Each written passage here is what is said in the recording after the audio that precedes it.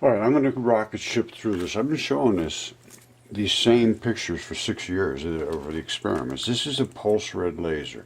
These are the particles are in the air that have electrons attached to them, which everything does, that have to concuss a little bit because it's coming through the air. That's why they're glowing. This is the particle inside, which is that particle right there, is being sucked out of its wave and accelerating and exploding, creating the muons and the electron showers, exactly what they're looking for. That's the particle. The black ball is the muon, the white balls are the electron showers, and they're just about ready to explode. And here's what happens when they do explode at the venturi. They separate, actually, and you end up with the black balls separated from the white. The white turns into electron showers, which is what CERN is looking for. The black ball is the muons, which their Fermi lab and all of them are looking for. It immediately reattaches down here. In between here, we may be able to harvest extreme amounts of free energy. This is what it looks like in the highlighted picture. Well, first of all, this is what they want. Is that black ball, the muon, and they want an electron shower. Exactly. However, they never knew they were attached together. They just saw these particles showing up in debris. Well, we know that they were attached together. We know they separate. So that case is closed. Now, let's look at what they look like when they do concuss and why they wobble. That is the most concussive part of the particle. And why is that, Roger? Well, it's coming this way, and that particle is concussing with another particle that's out here, and their fields are responding to each other. That makes this wobble and spin, and they normally do a right-hand spin. And I have all of that stuff extremely well seen. And we've had red and green particles going through at the same time. We can see the particles way out here, and we can see the different effect of the concussion. Let's just go on from here. I have hundreds of these videos about this. Hundreds, literally several hundred, I'm sure. All right, now listen, think about this carefully, because this is the coolest, excellent part of this whole thing. This is the Earth down here, and it's spinning, and it literally sucks electrons. It sucks them right out of the air down to the ground. That's why everything has to be grounded. If you take electricity and you get next to the ground, it goes right to ground. Static electricity, you touch in a water pipe, bang, right to ground. Lightning, to ground. Why? Because it sucks. We were going like, remember I told you 6 or whatever this is, yeah, 6, 6, 6. Now we're at 7.83. It's almost 8 between here and ground. Why? Because all of the rest of them push back. This is push to shove, push to shove, push to shove, push to shove, push to suck. It wants it. Boom, right into the Earth. That's why the Schuman frequency here is higher than these other ones. That's the key. And this is why it's so high, way out, is where the impact zone is. Now let's go look at my little doodles and I'll show you. Crazy thing is, this is not understood. We know our Earth is spinning. We know we're being ripped through the arm of the galaxy of the Milky Way, and everything's moving forward. The sun is doing the same thing. Here's the key with electrons. We just talked about the Schumann frequency. Here's the Earth right down here. You have push to shove, so it's push to shove back, push to shove back, push to shove back. These are the different colored frequencies. But outside here, what we're spinning through is not empty space, no way in the world. There is no vacuum in space, none. All of the particles that are coming from the sun, everything we know is a ton of particles, and we're scrubbing through them just like rubbing our tires on a pavement. We scrub through these things. It causes extreme static, and it is causing our lightning and everything else. Lightning discharges all around the world 50 times a second, because we're scrubbing these electrons against our electrons, creating that enormous spike in the Schumann frequencies. Eventually it gets to here, and then it wraps around the Earth in its magnetic field. That's what a magnetic field is.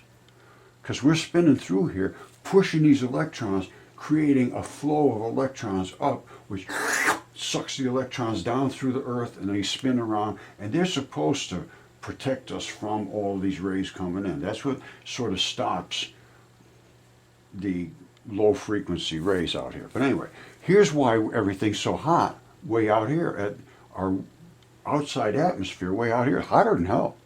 2,700 degrees. It's only 80 on the surface. A kid can tell you, well, there's no way it could be 2,700 degrees out here and 80 on the surface. Why? It's because it's scrubbing through the particles that are all over here. There's no question anymore about this. It's just that they cannot go against their textbooks and still keep their jobs. 6,000 on the surface of the sun, millions out here. They have no clue. They say, we just can't understand this. There's some kind of well, they don't know. They just don't know because they cannot understand. This is loaded with particles that this scrubs against. It's push to shove. And let me show you a better representation, but this is why these things are happening, and this is why we have a Schuman frequency, and there is some shaking frequency in the entire universe. And I think they used to claim it was like 4.82 or something like that. That is the frequency that makes electrons lock into patterns of the patterns that they lock into. I think I might have shown this somewhere else, or I will show it later, but this is our atmosphere's particles that are on the outside that are traveling with the Earth, scrubbing against the particles that are crushing against us, causing the identical interaction as a DC motor, spinning through a magnetic field, pushing the particles. Well, it's a generator or a motor. Either way, it does both the same thing. And the guy talking about, he will be talking about DC, very simple, filling the space with electrons like a capacitor, and he'll be talking about pulsation, and that is the push to shove of the layers that I'll be talking about or have talked about. Okay, my friends, this is amazing resonance experiments. Brustpop, absolutely amazing. Nikola Tesla was right about all this. Now, here's what they're going to do. They're taking a plate and they're going to make this vibrate. All that will do is make electrons jump up and down, because that's all it does. Vibration is nothing more than push to shove of electrons. So when they push to shove salt, and salt is a polar molecule, NaCl, it's just nothing more than a bar magnet. So what it will do is push the electrons up and down and make that salt create a pattern when there's vibrations. Because here's what I am going to claim right now. They're going to make a pattern using a pitch, and geometrical patterns will form. The first will be the smallest of the patterns, is going to be what I am going to consider hydrogen. All right? Hydrogen has a core, and it can have literally 4 electrons around that. People don't know that. They say, oh, no, hydrogen one electron. No, you got hydrogen 1, hydrogen 2, hydrogen 3. Then you get into helium, which takes up all the 4. So there's all kinds of particles. I'm saying every one of them is made of these particles. There's not like one gigantic proton and then a little electron out here. No, absolutely not.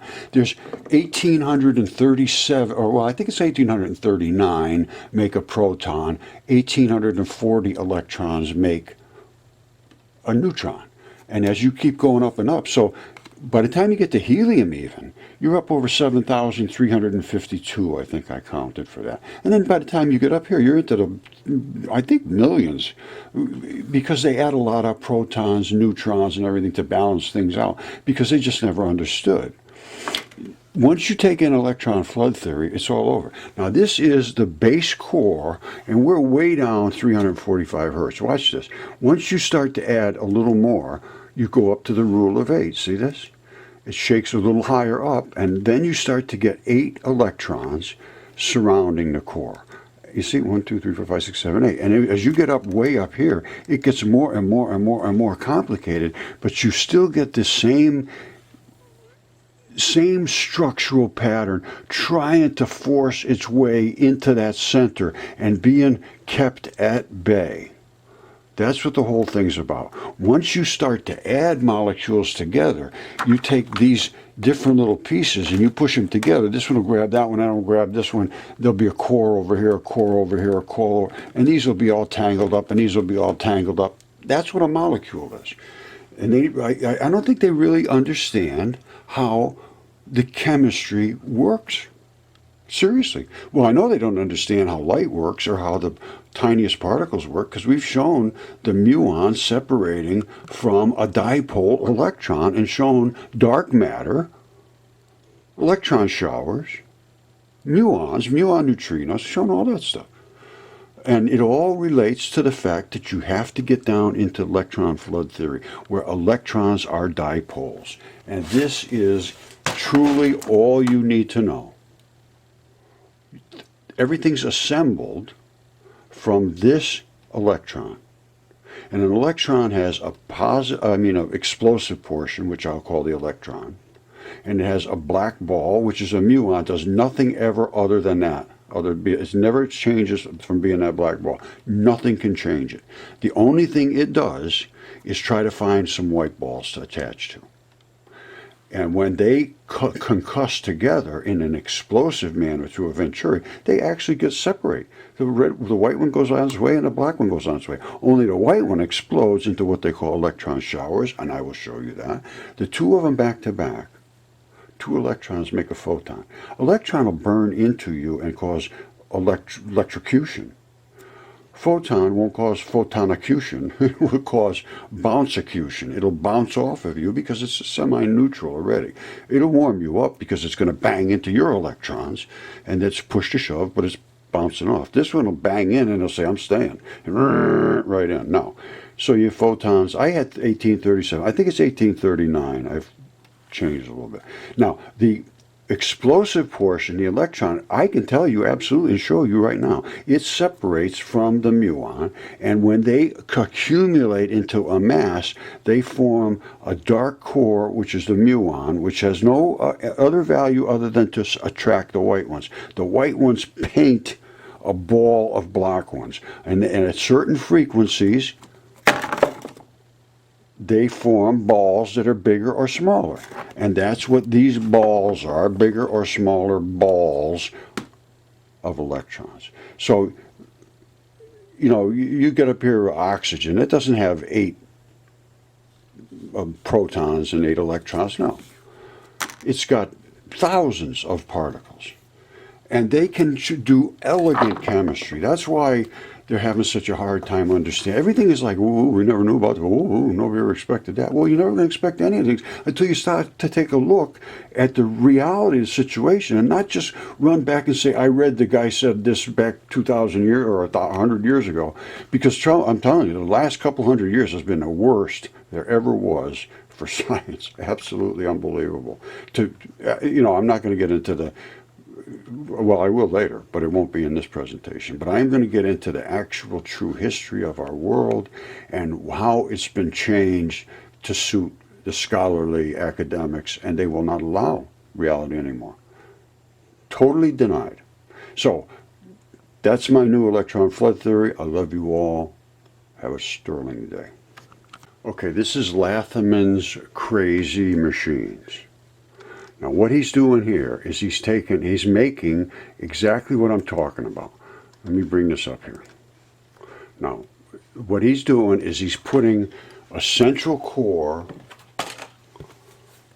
of dark matter, and he's surrounding it with the explosive core, with the explosive electrons. So the muons are in the center, the electrons are on.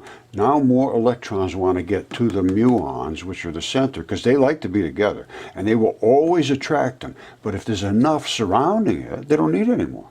So they push them away, and that is exactly what you will see right now. All right? But it'll hold it at a distance, which is called the quantum distance, and it attracts it and holds it there. Boom, see it? It's locked in there. It's not going to leave unless you really have some... What he's going to do now is, this is basically the ambient temperature. There's no big pushes. There's no shoves. Nobody smashing it with a hammer. No torches or any of that. But as he starts to shake it, this is what happens as you shake and bang and smash and heat.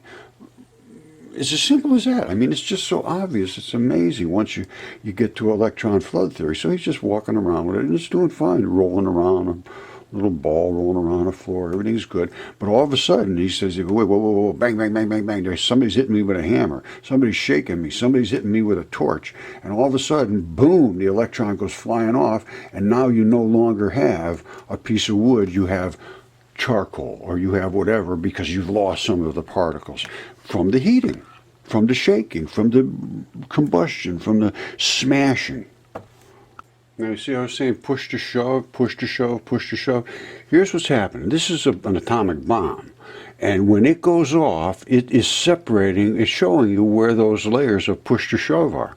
And so it's smashing that first layer, it's pushing back. That pushes the next layer, it pushes back. The next layer, it pushes back. And when it does, it forms these, it condenses the water, basically, is what happens. It condenses the water in the air and turns it into a vapor so that you can see it. That's what it's. Basically, that's what it is. It's push to shove, and it's so much that you can actually see the water layers condense. Now, this is what caught my attention. Somebody sent me this today. I get stuff coming out of my ears from people. Now, this is from MIT, and they're talking about Earth, atmosphere, planetary sciences. And this smart rocks, that's what got me, and then the Schuman resonance. Now, this is Earl Williams, and I got into it a couple of minutes here, and it was very good. So listen to what he has to say. Okay, Schumann resonances. We live in a special place. We live in a gaseous medium trapped between a conductive Earth and a conductive ionosphere. And that geometry sets up what we call the global electrical circuit. And there are two global circuits. There's the DC global circuit, which is very simple in concept. DC means direct current, means it comes one way and zips straight down to that type of thing. It's a giant capacitor, basically.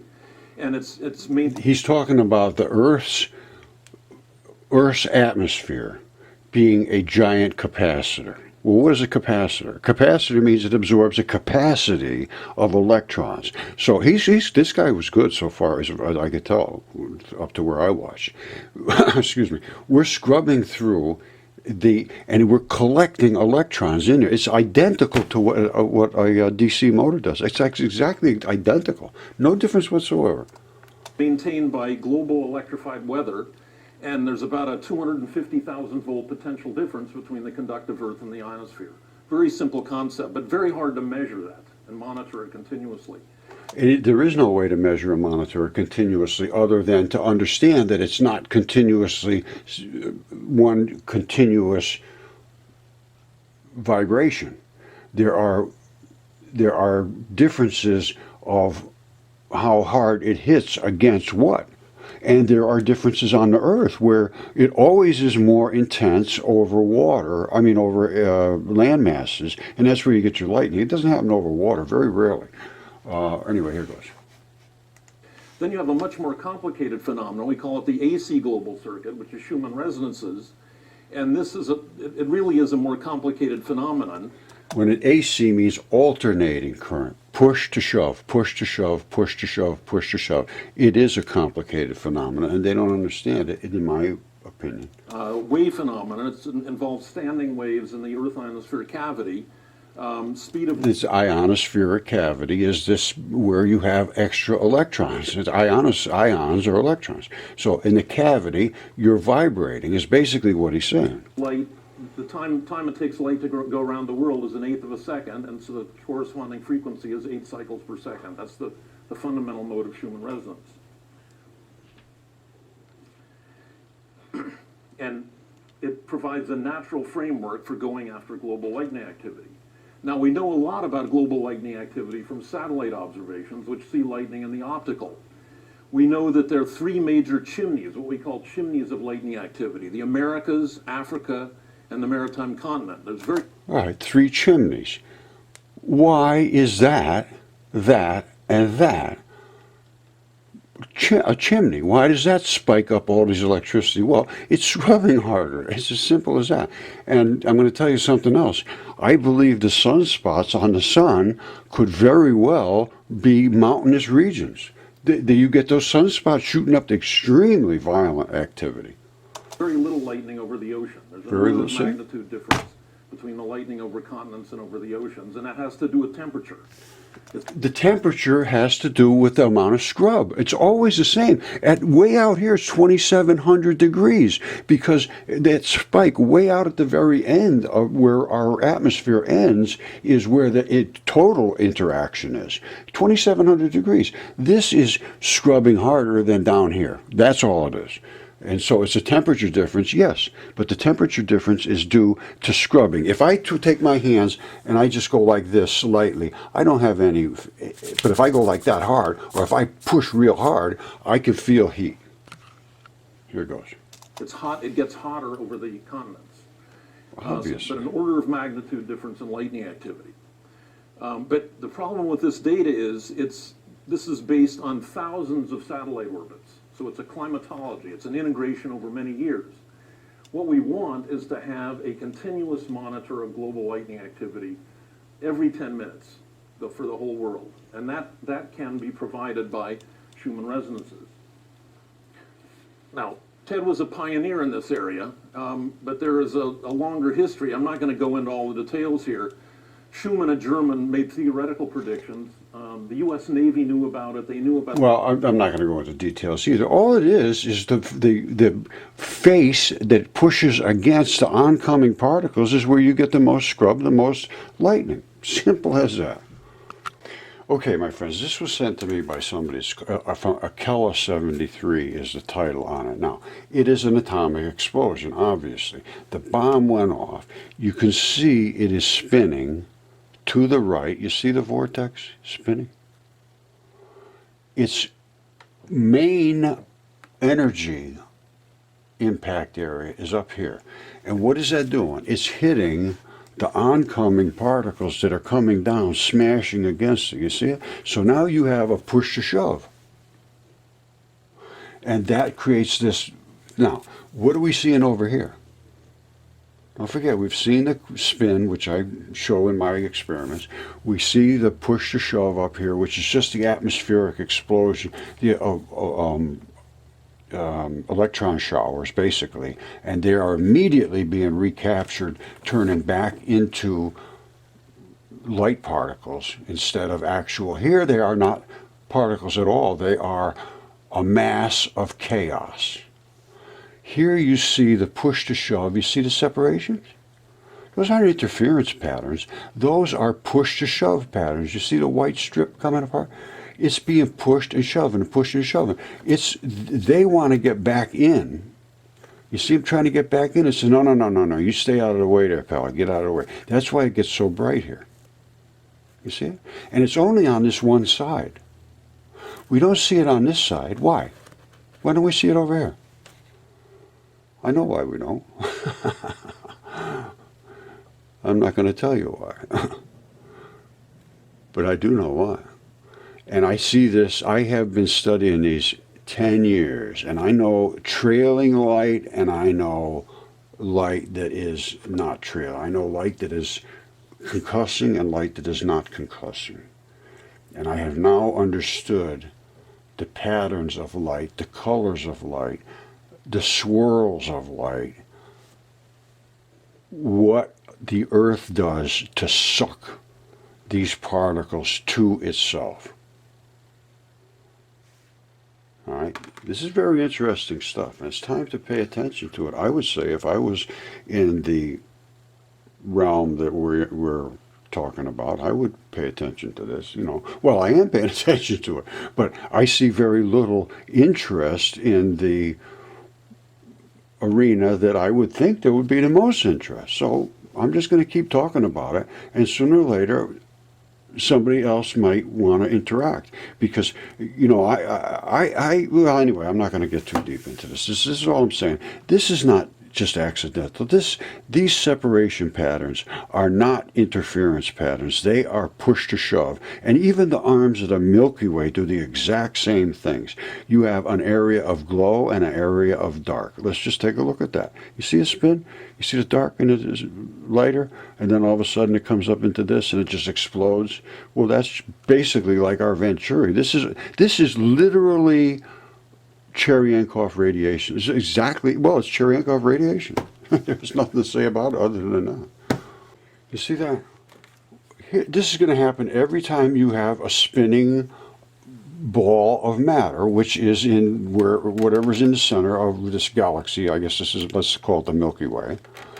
As it spins, all of these arms are nothing more than push to shove masses of particles. They push and create these black stripes in between them. It's exactly what I showed you before. However, there are going to be cross passes. You see this? Where this is going to be extremely interactive, and you can see it will glow in these areas more intensely where there's more push to shove. So what we are looking at here is the spinning, and all of these are being bent back because all the particles in space, they're pushing those arms back, exactly what you expect. And this pushes against this arm. And it says, no, no, no, I'm not getting out of the way. It says, yes, you are. And it says, no, no, no, I'm going to push back. They start glowing. Then this says, all right, I'll get out of the way. There's nothing I can do. It starts pushing this way. And it says, no, no, no, I'm not leaving. This is the Schuman. It pushes back. And it says, well, nothing I can do. So it push, and then it gets into the center, and it says, okay, well, just come on into the center, and we'll make a gigantic ball of matter here, and we'll just pull the hell out of everything else right into us. And that's exactly what happens. There's nothing you can do about this. Our Earth is in the same situation. We're spinning through particles, and as we're scrubbing, they're slamming into our outer atmosphere, pushing those heated particles in. As if we spray particulates into the atmosphere, which I have heard they are doing, all they're doing is making more push to shove, because it's going to spin into that stuff. I don't care what you do. That stuff is going to hit here. If you have something solid out there instead of gases, it's just like, I mean, it's just exactly backwards of what you want to do. If they're putting particulates in the atmosphere, insanity. What we need to do is stop blowing up the envelope that our Earth exists in. Because we can't stop this out here. This is going to keep coming at us forever. Cannot stop it. So what can we do? We can stop blowing up against it. It's like just blowing up a balloon. And I have all kinds of information about this, because that's my realm. I live in this realm right here. I live in this realm. I understand this realm. I understand what's happening here. I understand the energy and the molecules and how they glow and why they glow. And I actually have seen the particles separate, the muons, the electron showers, everything they've been looking for. And we're in trouble. And they're treating everything exactly backwards. So I suppose I'll leave it at that. I don't want to go down a road of getting kind of nasty, but it bothers me that nobody has paid any attention to the research I've done for years and years and years here. I'm not guessing at this stuff. Well, maybe I am guessing. So what? Shouldn't I be able to make a guess and have somebody pay attention to it? I think I've shown some pretty good evidence to back myself up. And I'm sorry, every single time I get into this bada boom, bada boom, I get upset. But what am I going to do? I'm being scrubbed.